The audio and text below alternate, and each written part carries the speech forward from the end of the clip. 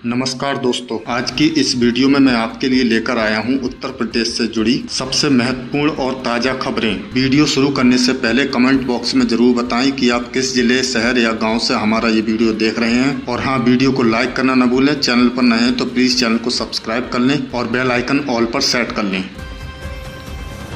उत्तर प्रदेश सरकार का एक और बड़ा फैसला। मुख्यमंत्री योगी आदित्यनाथ की अगुवाई में राज्य सरकार ला रही है सुगम व्यापार प्राविधानों का संशोधन विधेयक 2025। इस विधेयक के तहत यूपी सरकार ने तय किया है कि 13 राज्य कानून में मौजूद लगभग 99% आपराधिक प्रावधानों को हटाया जाएगा। अब व्यापारिक उल्लंघनों पर कारावास नहीं बल्कि आर्थिक दंड और प्रशासनिक कार्रवाई का प्रावधान होगा। इससे न सिर्फ व्यापारियों को राहत मिलेगी बल्कि ईज ऑफ डूइंग बिजनेस को भी मिलेगा बड़ा बढ़ावा। मुख्यमंत्री ने कहा कि ये कदम उद्योग को बढ़ावा देने और कानूनी प्रक्रिया को सरल बनाने की दिशा में एक ऐतिहासिक पहल है।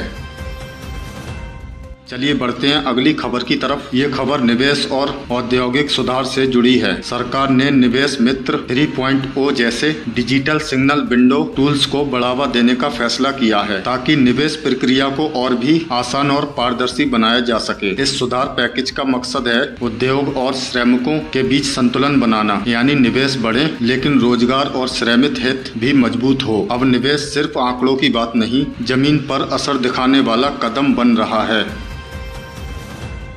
कानून व्यवस्था पर फोकस। ये खबर कानून व्यवस्था की मजबूती से जुड़ी है। संभल में नई पुलिस चौकी का उद्घाटन हुआ है जिससे स्थानीय निगरानी और सुरक्षा व्यवस्था को बेहतर किया जाएगा। वहीं बांदा में 44 इंस्पेक्टर के तबादले किए गए हैं। ये कदम संवेदनशील मामलों में तेज और सख्त कार्रवाई सुनिश्चित करने के लिए उठाया गया है, यानी अब कानून सिर्फ किताबों में नहीं जमीन पर भी असर दिखाएगा। चलिए बढ़ते हैं अगली खबर की तरफ। बाढ़ प्रभावित 17 जिलों में राहत कार्यों की मुख्यमंत्री स्तर पर समीक्षा। इसके तहत वाराणसी दौरे की योजना बनाई गई है और संवेदनशील क्षेत्रों में राहत टीमों व जरूरी सामग्री की तैनाती पर खास जोर दिया जा रहा है, यानी अब राहत सिर्फ कागजों पर नहीं जमीन पर दिखेगी, तेज, संगठित और मानवीय। चलिए बढ़ते हैं अगली खबर की तरफ।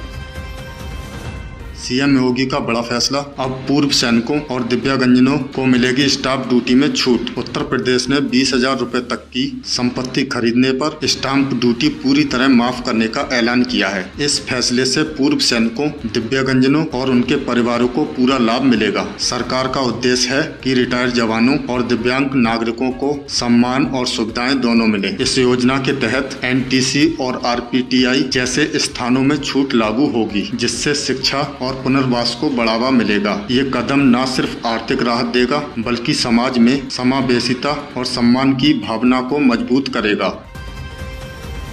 अगली खबर में फिर से सीएम योगी का बड़ा निर्देश। उत्तर प्रदेश में होमगार्ड विभाग को लेकर मुख्यमंत्री योगी आदित्यनाथ ने दिए हैं तत्काल भर्ती प्रक्रिया शुरू करने के निर्देश। राज्य में 1,18,000 पदों में से 71,155 पदों पर पहले से कार्यरत होमगार्ड हैं, लेकिन करीब 38,000 पद अभी भी खाली पड़े हैं, जिन्हें भरने की तैयारी शुरू हो चुकी है। मुख्यमंत्री ने कहा कि होमगार्ड विभाग को फिर से मजबूत किया जाएगा और युवाओं को 30 वर्ष की आयु तक भर्ती करने का अवसर मिलेगा।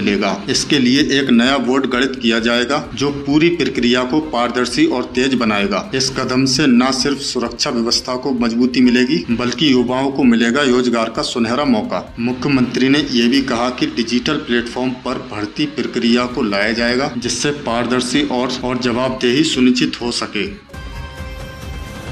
अगली खबर में आपको बता दें, उत्तर प्रदेश में पटाखों पर सख्त कार्रवाई का ऐलान। मेरठ, नोएडा, गाजियाबाद समेत 8 जिलों में आतिशबाजी का निर्माण, बिक्री और भंडारण पर पूरी तरह प्रतिबंध लगा दिया गया है। ये फैसला लिया गया है सुप्रीम कोर्ट के निर्देशों के तहत ताकि वायु प्रदूषण पर लगाम लगाई जा सके और नागरिकों को स्वस्थ और सुरक्षित सुनिश्चित की जा सके। प्रतिबंध किन किन जिलों में शामिल है? मेरठ, गाजियाबाद, गौतम बुद्ध नगर, नोएडा, बुलंदशहर, हापुड़, बागपत, शामली और मुजफ्फरनगर। अगर कोई व्यक्ति इस आदेश का उल्लंघन करता है तो उस पर लगेगा पर्यावरण संरक्षण अधिनियम 1986 की धारा 15 के तहत जुर्माना या जेल। पहली बार उल्लंघन करने पर 1 लाख तक का जुर्माना या फिर 5 साल की सजा।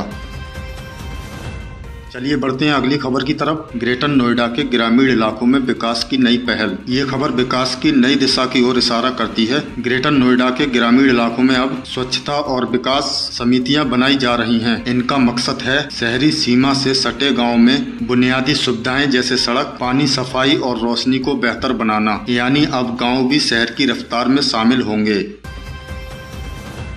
चलिए बढ़ते हैं अगली खबर की तरफ। सड़क सुरक्षा के लिए विशेष अभियान। 1 से 30 सितंबर तक पूरे राज्य में नो पेट्रोल नो फ्यूल अभियान चलाया जाएगा। इस अभियान के तहत बिना हेलमेट पहनने वाले 2 पहिए वाहन चालकों को पेट्रोल नहीं मिलेगा। इसका मकसद है लोगों को हेलमेट पहनने के लिए प्रेरित करना और सड़क हादसों को कम करना। यानी अब सुरक्षा नहीं, जरूरी शर्त बन गई है।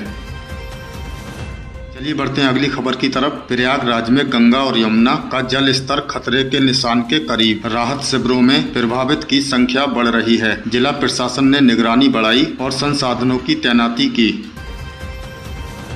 चलिए बढ़ते हैं अगली खबर की तरफ। राज्य की अर्थव्यवस्था में सकारात्मक संकेत। वार्षिक सर्वे ऑफ इंडस्ट्रीज 2023-24 के अनुसार देश के कुल रोजगार में उत्तर प्रदेश की हिस्सेदारी लगभग 8% है, जो औद्योगिक विकास की रफ्तार को दर्शाती है। चलिए बढ़ते हैं अगली खबर की तरफ। Electronics manufacturing policy 2025। सीएम योगी ने नई नीति लागू करने के निर्देश दिए, जिससे राज्य में $50 बिलियन का उत्पादन लक्ष्य। रोजगार और निवेश पर फोकस।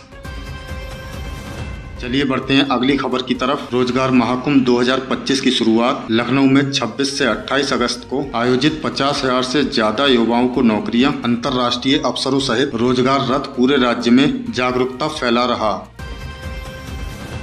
राशन वितरण प्रणाली में बड़ा बदलाव। यूपी सरकार राशन की दुकान से वितरण बंद करेगी। सब्सिडी सीधे लाभार्थियों के बैंक खातों में ट्रांसफर होगी। पारदर्शिता बढ़ाने के लिए है। तो दोस्तों, ये थी आज की प्रमुख खबरें। अगर ये वीडियो आपको पसंद आया तो लाइक करें, शेयर करें और बेल आइकन दबाना ना भूलें। कमेंट में बताइए कि आपको कौन सी खबर सबसे महत्वपूर्ण लगी। मिलते हैं अगली वीडियो में नई खबरों के साथ।